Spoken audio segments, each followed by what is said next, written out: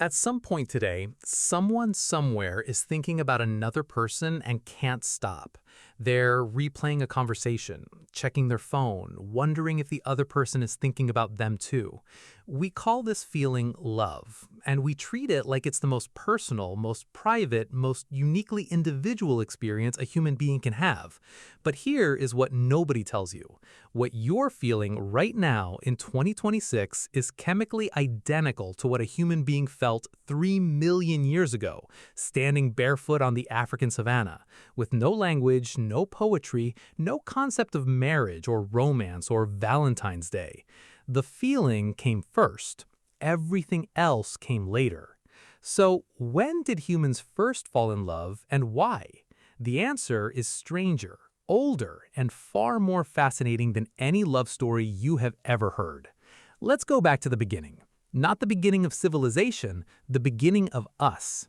Around 4 to 5 million years ago, our earliest ancestors were transitioning from living in trees to walking upright on the ground. This was one of the most dangerous transitions in evolutionary history.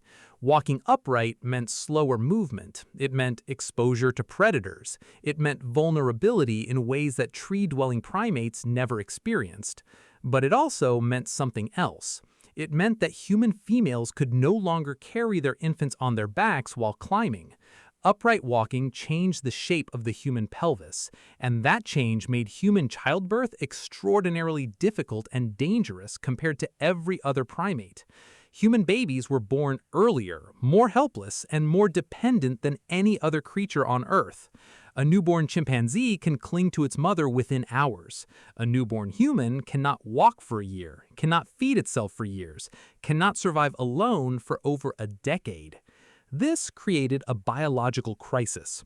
A mother caring for a completely helpless infant in a dangerous prehistoric environment needed help. She needed another adult to stay, to protect, to provide food while she nursed, to not leave. And this is where love comes in, not as a romantic feeling, as a survival mechanism. Researchers believe that pair bonding, that tendency for two adults to form a long-term exclusive attachment, evolved in humans precisely because of how helpless human babies are. The feeling of love, that specific, overwhelming compulsion to stay near one particular person, to prioritize them above others, to feel physical pain at their absence, evolved to solve a parenting problem.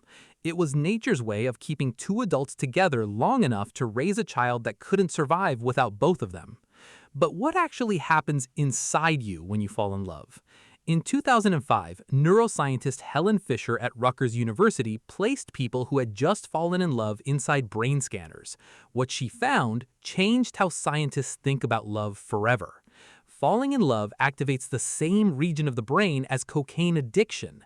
The ventral tegmental area, a small cluster of neurons deep in the brain, floods the brain with dopamine, the chemical responsible for reward, motivation, and craving.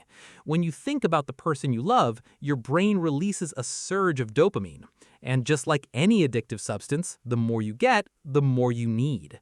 The craving becomes obsessive. The absence becomes painful. The presence becomes euphoric. This is why new love feels so overwhelming. It is not a metaphor. You are literally experiencing a neurochemical state that your brain treats exactly like addiction. But dopamine is only the beginning. When you are physically close to someone you love, your brain releases oxytocin, sometimes called the bonding hormone. Oxytocin is released during touch, during eye contact, during physical intimacy. It creates feelings of trust, attachment, and calm. It is the chemical that turns the frantic urgency of early love into the deep, settled feeling of long-term attachment. And then there is vasopressin, a hormone linked to long-term commitment and protective behavior. Studies of prairie voles, one of the few genuinely monogamous mammals, show that blocking vasopressin receptors causes them to stop recognizing their partners entirely. The bond simply disappears. These same systems exist in the human brain, the same chemicals, the same receptors, the same ancient wiring, built not for romance, built for survival. But here's a question that changes everything. If love is just brain chemistry, if it is just dopamine and oxytocin and vasopressin doing their evolutionary job, does that make it less real? Does knowing the mechanism behind a feeling make the feeling less true?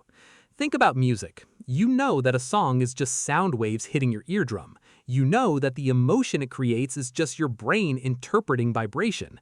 And yet, the feeling is still real. It still matters. It still changes something inside you. Love is the same. The fact that it has a biological origin does not make it less profound. It makes it more. Because it means that the feeling you have for the person you love is not random. It is not accidental.